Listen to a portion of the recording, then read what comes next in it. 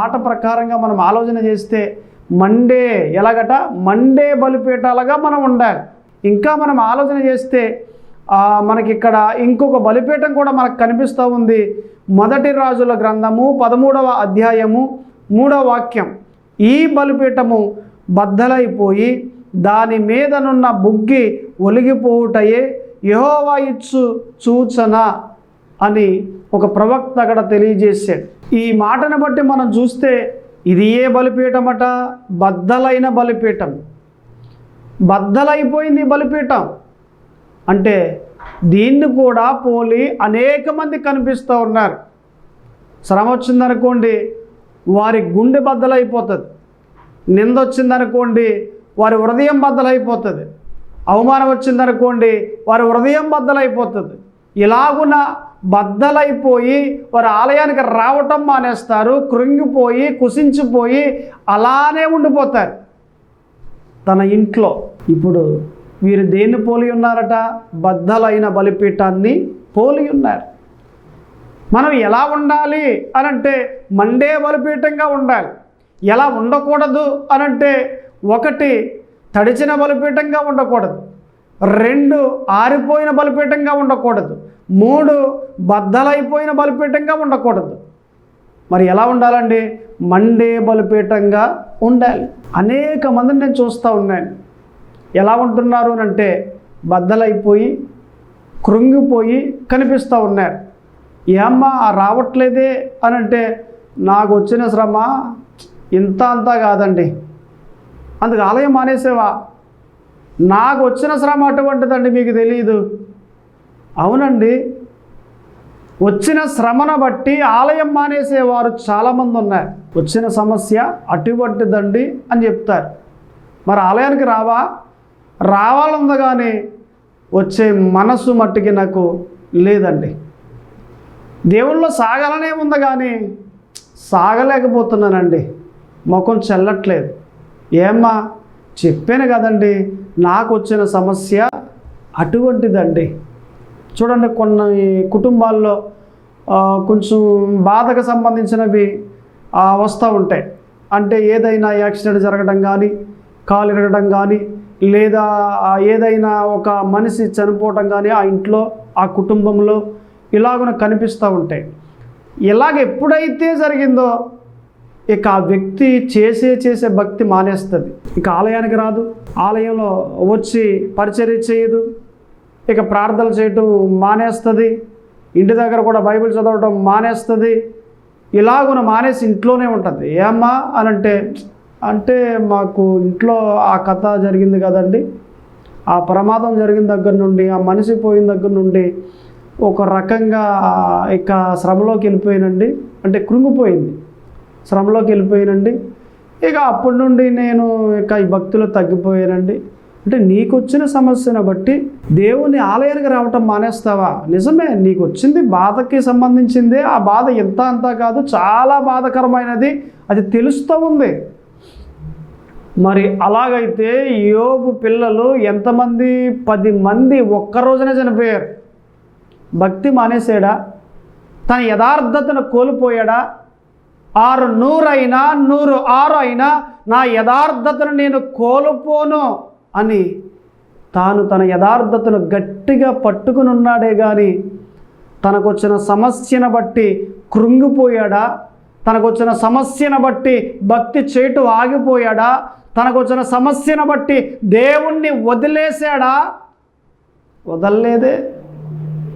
కారణం ఏంటి అంటే తాను బలహీనుడు కాదు, తాను బద్దలైన బలిపీఠము కాదు. మరి ఎవరండి బద్దలైపోయిన బలిపీఠము అనంటే తనకొచ్చిన సమస్యను బట్టి, తన ఇంట్లో జరిగిన ప్రమాదాన్ని బట్టి ఆలయం మానేసి, భక్తి మానేసి దేవునికి దూరం అయిపోతారే, వారే బద్దలైపోయిన బలిపీఠము.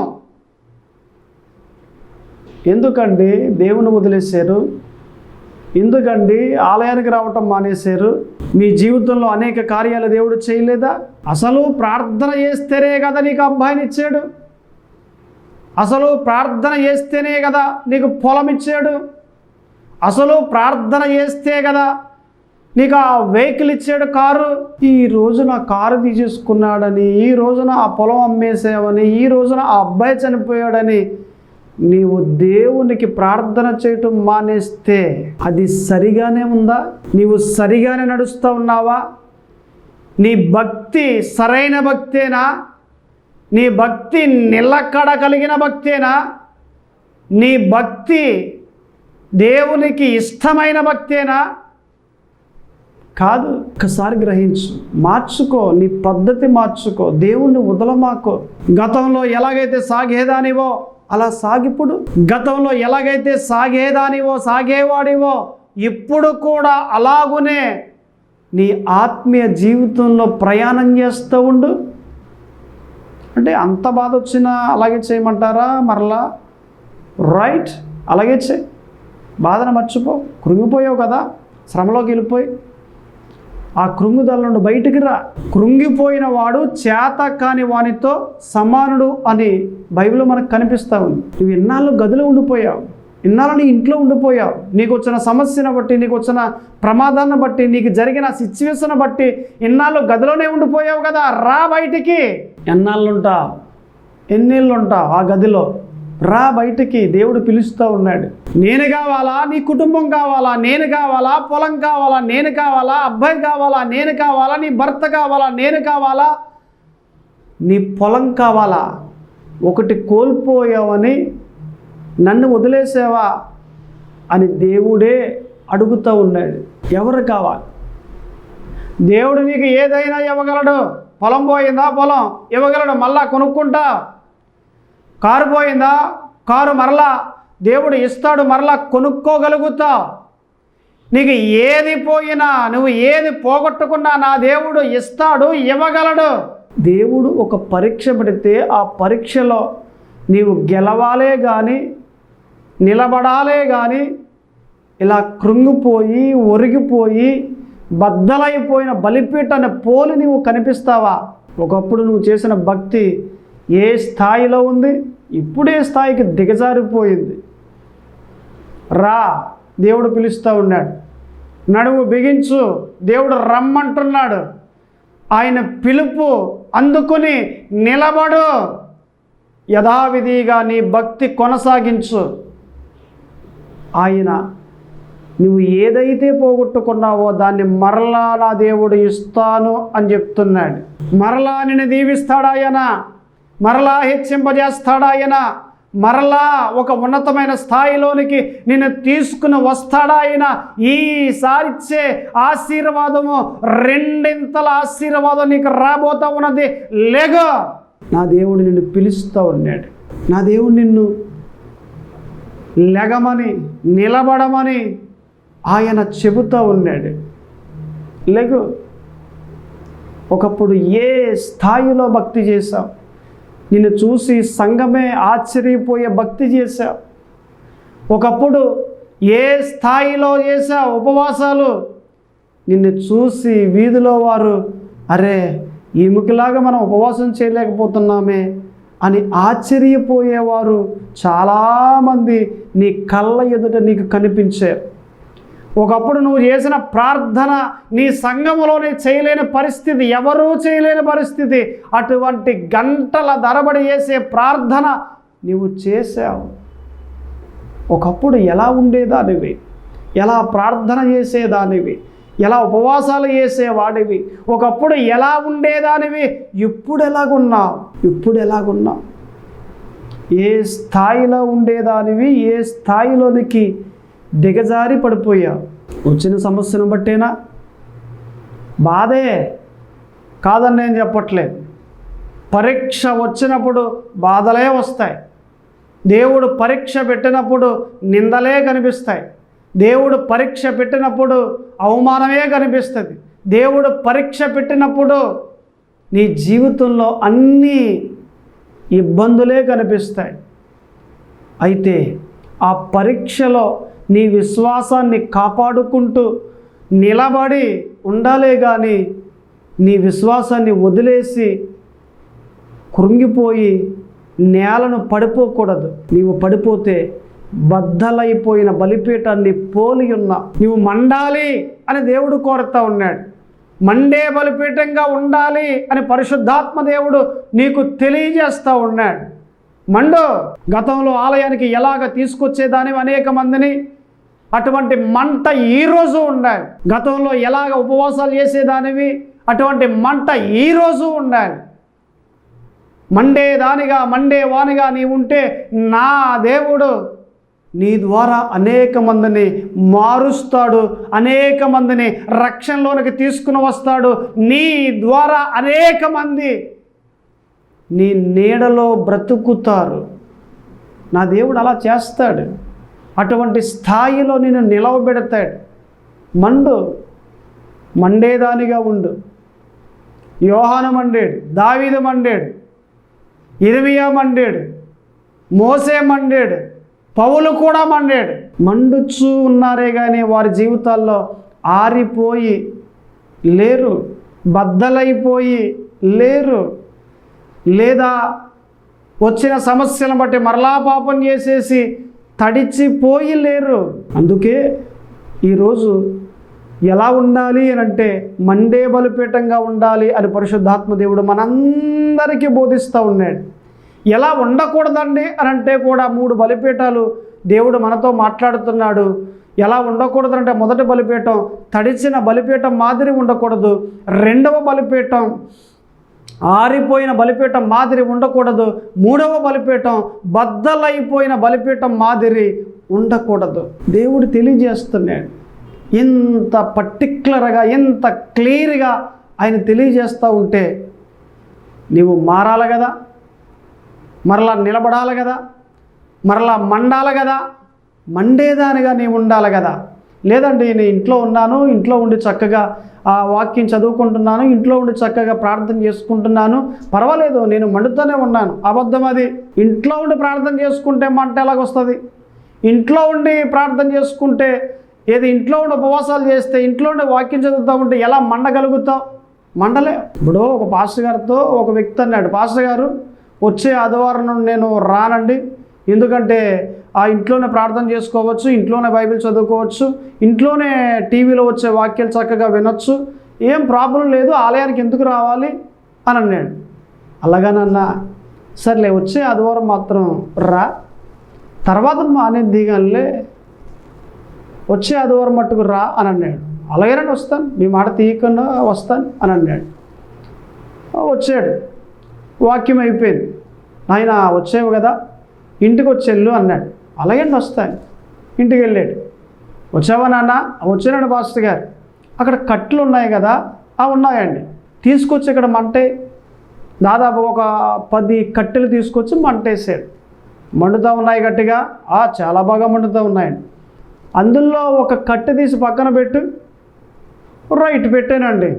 ఇప్పుడు మండుతూ ఉందా అంటే కొద్దిగా మండుతుందండి. ఒక్క పావుగంట ఆగాడు. ఇప్పుడు ఎలాగుంది? మంట ఆగిపోయిందండి, పొగ వస్తుంది. ఒక పావుగంట ఆగు. ఇప్పుడు ఎలాగుంది? పొగ కూడా ఆగిపోయిందండి. మొత్తం ఆ కట్టె ఎలగడం ఆగిపోయిందండి, మండటం ఆగిపోయిందండి. అలాగునా? మరిది పుల్లల్లో ఉన్నసేపు మండింది కదా? అవును, కాకపోతే మరి తీసేసాం కదా మంటలోంచి, అందుకే అలాగున పావుగంటకి ఆరిపోయిందండి. ఏమన్నా అర్థమైందని ఆయన నీకు అంటే అర్థమైందండి. నేను ఆలయంలో ఉంటే మండుతాను, బయటకు వచ్చేస్తే మండను అని మీరు చెప్తున్నారు. వచ్చే ఆదివారం నుండి నేను వచ్చేస్తానండి అని అన్నాడు. నువ్వు సంఘంలో ఉంటే, వాక్యాన్ని వింటూ ఉంటే, సంఘంతో ప్రార్థన చేస్తూ ఉంటే, సంఘంతో ఉపవాసాలు చేస్తూ ఉంటే నువ్వు చక్కగా మండుచు ముందుకు సాగుతావు. కానీ ఇంట్లో ఉండి ప్రార్థన చేసుకుంటే ఎలా మండుచో? నువ్వు ఎలా మండగలవు? మండలేవు. సో నేను చెప్పే మాట ఒకటే, నువ్వు మండాలి అని అంటే ఆలయం మానకూడదు. నువ్వు మండాలి అని అంటే ప్రార్థన మానకూడదు. నువ్వు మండాలి అని అంటే పరిచర్య మానకూడదు. నువ్వు మండాలి అని అంటే దేవునికి దగ్గరగా ఉండటం మానేయకూడదు.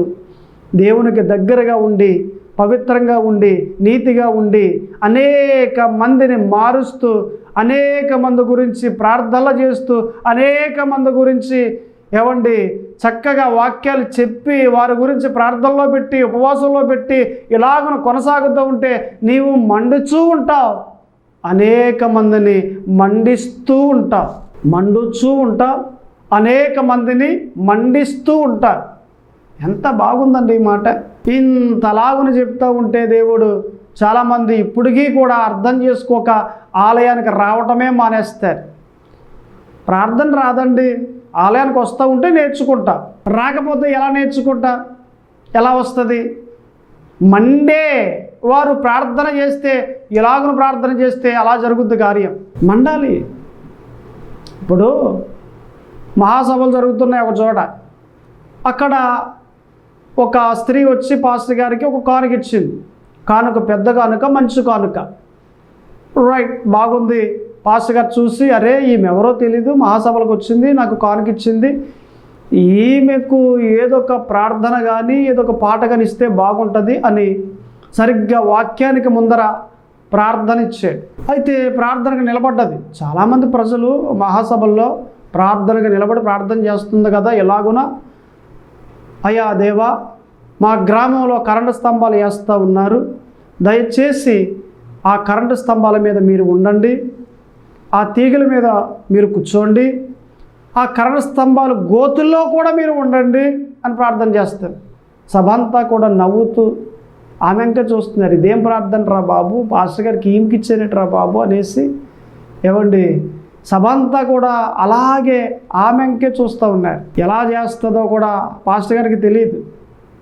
సర్లే ఇచ్చాడు, కానీ ఇంతగా ఈమెకి ఏమి రాదు, ప్రార్థన ఎలా చేయాలో రాదు.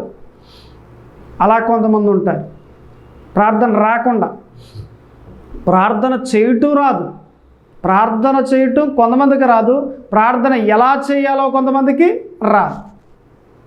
ప్రార్థన రాదనే వారు ఎలాగుంటారట, ఇంకొక పాస్టర్ గారు ఒక ఇంటికి వెళ్ళారట, అయ్యా ప్రార్థన చేస్తాను రండి అని అంటే హాల్లోకి వచ్చారు. ఆ రోజు ఎందుకో కానీ పాస్టర్ గారికి ఒక ఆలోచన వచ్చింది, ఎప్పుడూ నేనే చేస్తున్నాను కదా, ప్రతి శుక్రవారం వచ్చి ఈరోజు వీళ్ళతో చేయిస్తే బాగుంటుంది, చక్కగా కుటుంబం అంతా ఉన్నారు కదా అనేసి, అయ్యా ఇంటికి యజమానుడు కదా మీరు, మొదటగా మీరు చేయండి, తర్వాత ఆమె చేస్తారు, తర్వాత మీ ఇద్దరు పిల్లలు చేస్తారు, లాస్ట్లో నేను చేస్తాను ప్రార్థన, అయ్యా మీరు చేయండి అని అన్నాడు. పాస్టర్ గారండి నాకు ప్రార్థన రాదండి, ఆమె చేస్తుందిలే అని అన్నాడు. ఆమె చేస్తుందా? ఇప్పుడు ఇంట్లోనికి బిర్యానీ తీసుకొస్తే ఆమె తింటుందిలేండి అంటావా? లేదు, ఆమె ఒకటి తింటే రెండు తింటావు. ప్రార్థన అయితే ఆమె చేస్తుంది, బిర్యానీ అయితే నువ్వు తినేస్తావు. ఈ పాస్టర్ గారికి అర్థమైపోయి సర్లే నేనే చేస్తానులే అనేసి ప్రార్థన చేసి వెళ్ళిపోతుంటే, ఆగండి పాస్టర్ గారు అలాగా నాకు సిలువ వేయండి అని అన్నాడు. ఆయిల్ పట్టుకొచ్చి సిలువ వేసాడు. వెనక్కి తిరిగి వీపి మీద వేయండి అని అన్నాడు. వీపి మీద వేసాడు. గుమ్మం దగ్గర తీసుకెళ్ళి గుమ్మానికి వేయండి అని అన్నాడు. గుమ్మానికి వేసాడు. లోపలికి తీసుకెళ్ళి గదిలోనికి మంచానికి 4 కోళ్ళు ఉంటే 4 కోళ్ళకి వేయండి అని అన్నాడు. వేసాడు. బయటికి తీసుకొచ్చి కుక్క పిల్లకి వేయమన్నాడు, వేసాడు పాస్టర్ గారు. ఆయనకు అర్థమైంది, ఎప్పుడైతే ఈయనకి ప్రార్థన రాదు అని అన్నాడో అప్పుడు నుండి ఈయనకి బుర్రగా పనిచేయట్లేదు, ఇలాగే చేయమంటాడు, ఇలాగే ఏది సిలువలో వేయమంటాడు అనేసి, అయ్యా ఉంటాను వందనాలని గబగబా ఇంటికి వెళ్ళిపోయాడు. ఇంతకీ ఏమి రాదు ఈయనకి, ప్రార్థన చేయడం రాదు. ఈ మహాసభల్లో చేసిన ఆమెకి ఏం రాదట, ప్రార్థన ఎలా చేయాలో రాదు. ఈయనకేమో ప్రార్థన చేయడం రాదు, ఆమెకి ప్రార్థన ఎలా చేయాలో రాదు. ఈ బోటు వారు చాలామంది ఉంటారు. మండేవారు ఎలాగుంటారండి, ప్రార్థన చాలా చక్కగా చేస్తారు, ఆ చేసిన ప్రార్థనకు దేవుడు జవాబును కూడా ఇస్తాడు. మరొక చోట ఒక చిన్న పిల్లవాడు, బహుశా ఒక 4 సంవత్సరాలు లేదా ఒక 5 సంవత్సరాల వయసు ఉంటుంది. ఆ వ్యక్తి, ఆ అబ్బాయి యథావిధిగా స్కూల్కి వెళ్ళాడు. వెళ్ళటం టీచర్ గారికి ప్రైజ్ ది లార్డ్ టీచర్ అని అన్నాడు.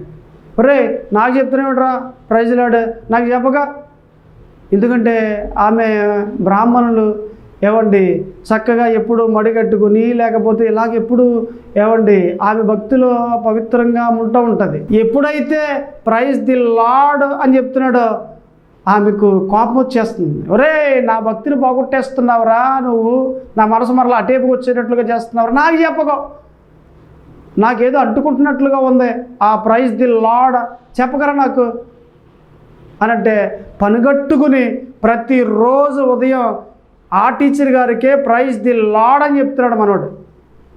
ఎందుకంటే సండే స్కూల్ టీచర్ రోజు ఆదివారం ప్రతి ఎవ్రీ సండే ఈ పిల్లలందరికీ ఏమని చెప్తుందంటే, ఒరే యేసే గొప్ప దేవుడని మీరు ఎక్కడుంటే అక్కడే చెప్పండి, మీ ముందర ఎవరుంటే వాళ్ళకే చెప్పండి అని చెప్తుంది. ఇక డైరెక్ట్గా వెళ్ళి టీచర్ యేసు ప్రభు గొప్ప దేవుడు అని అంటే ఒప్పుకోదు, కొట్టేస్తారా బాబు అనేసి ఏం చేస్తున్నాడు, ప్రైజ్ ది లార్డ్ అని చెప్తున్నాడు. అయితే ఒక రోజున ఇలాగే వచ్చి చెప్పాడు, ఆమె కోపం వచ్చేసింది. ఆ రోజు ఎందుకో కోపంలో ఉంది, బెత్తం తీసుకుని నడ్డంట పెట్టుకొట్టింది. పాపం ఏడుస్తా వెళ్ళి బెంచ్ మీద కూర్చున్నాడు. అయితే అదే రోజున మధ్యాహ్నం 1 గంట ఆ సమయంలో సరిగ్గా ఆమె కడుపులో నొప్పి స్టార్ట్ అయింది. నొప్పి వస్తూ ఉంది, ఎక్కువగా వస్తూ ఉంది. థియేటర్ బాబు తట్టుకోలేకపోతున్నాను, అసలు ఏం చేశాను, ఏ తప్పు చేశాను ఏంటి అనేసి ఇలాగ మనసులో తిరుగుతూ ఉన్నాయి. ఈలోగా ఎలా తగ్గుద్ది ఏంటి అని ఇలాగ పాపం కుర్చీలో కూర్చోబడిపోయి పాఠం కూడా చెప్పలేక, మీరే చదువుకోండి ఒక పావు గంట అని చెప్పి కుర్చీలో అలాగే ఉండిపోయింది. ప్రైజ్ లార్డ్ చెప్తున్నాడు కదా ఈ అబ్బాయి, రోజు వందనాలు చెప్తున్నాడు కదా, ఓ పని చేద్దాం, ప్రార్థన చేయమందాం, తగ్గుదేమో చూస్తాను అని. ఒరే నువ్వు ఇలా రారా వచ్చాడు దగ్గరికి, నీకు ప్రార్థన చేయడం వచ్చా? వచ్చండి. నువ్వు ప్రార్థన చేస్తే యేసు ప్రభు ఆలకించి నాకు కడుపులో వస్తున్న నొప్పి తగ్గిస్తాడా? తగ్గిస్తాడండి. అయితే ప్రార్థన చేయరా? అయితే మీరు కళ్ళు మూసుకొని టీచర్ అని అన్నాడు. కళ్ళు ఎందుకు మూసుకోవాలరా, నువ్వు ప్రార్థన చేయ. లేదండి, మీరు పాఠం చెప్పేటప్పుడు మేము బుక్కు తెరిచి చూస్తున్నాం కదా, మరి నేను ప్రార్థన చేయాలంటే మీరు కళ్ళు మూసుకోవాలండి అని అన్నాడు. ఇది ఎక్కడ గొడవరా, సర్లే మూసుకుంటాను, చేయి ప్రార్థన అని కళ్ళు మూసుకుంది. ప్రార్థన చేసాడు.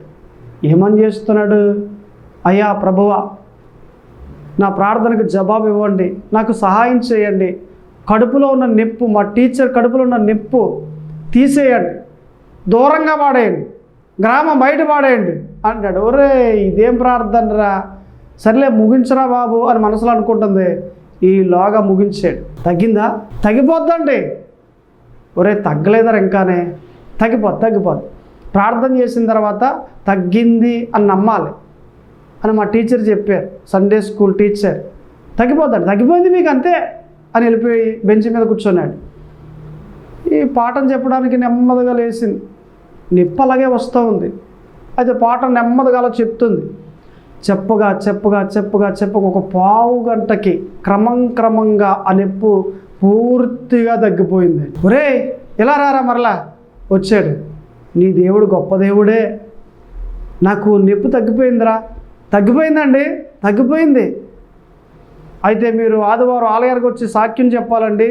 ఇదేం గొడవరా, మరలా ప్రార్థన చేసేటప్పుడు కళ్ళు మూసుకున్నాను, మరలా తగ్గితే వచ్చి సాక్ష్యం ఇవ్వాలా? మరి అంతేనండి, మా దేవుడు కార్యం చేస్తే ఆయన కార్యం చేశాడని సాక్ష్యం చెప్పాలి, రావాలా మీరు? కుదరదు, ఆయన ఒప్పుకోడు అని అంటే, వస్తానులేరా బాబు, ఎక్కడికి రావాలి ఎంతకంటే పలానా ఆలయం పలానా చోట అని చెప్పాడు అడ్రస్. ఆదివారం వెళ్ళింది, సాక్ష్యం చెప్పింది.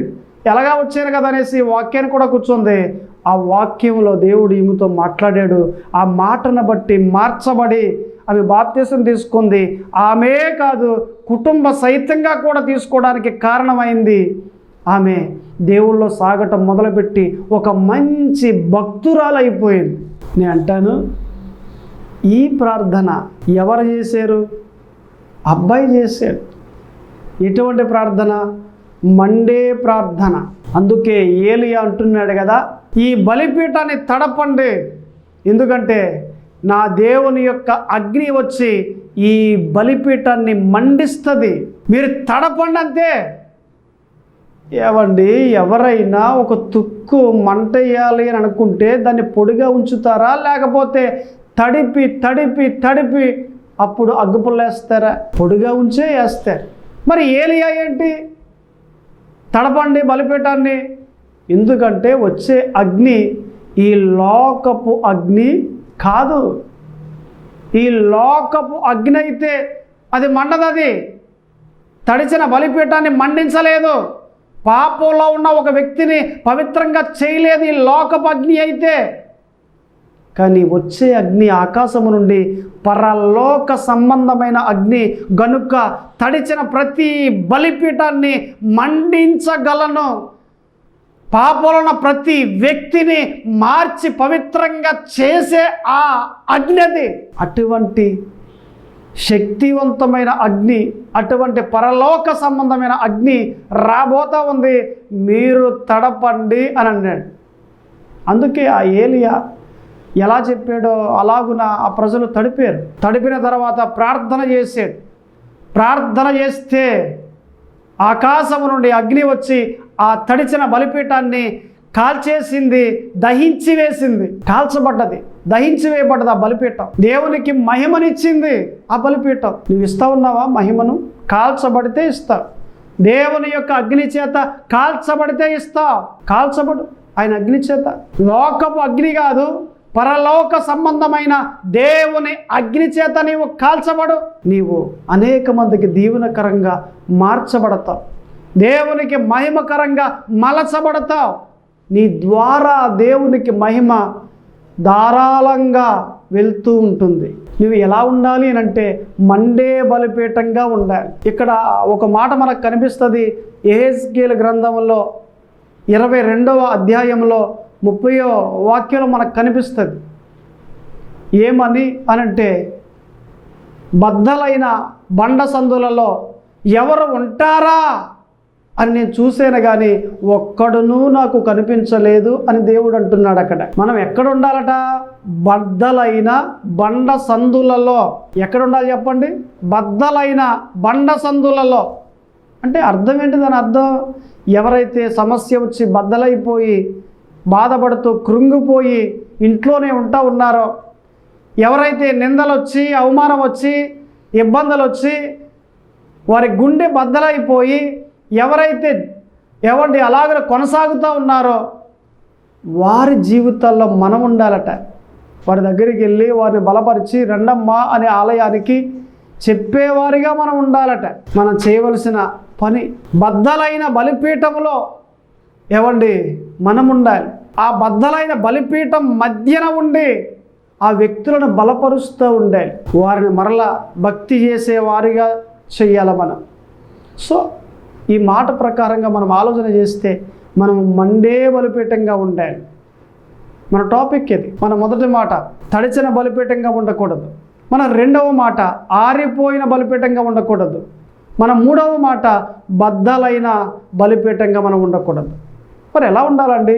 మండే బలిపీఠంగా ఉండాలి. కళ్ళు మూసుకోండి, ప్రార్థన చేసుకోవచ్చు.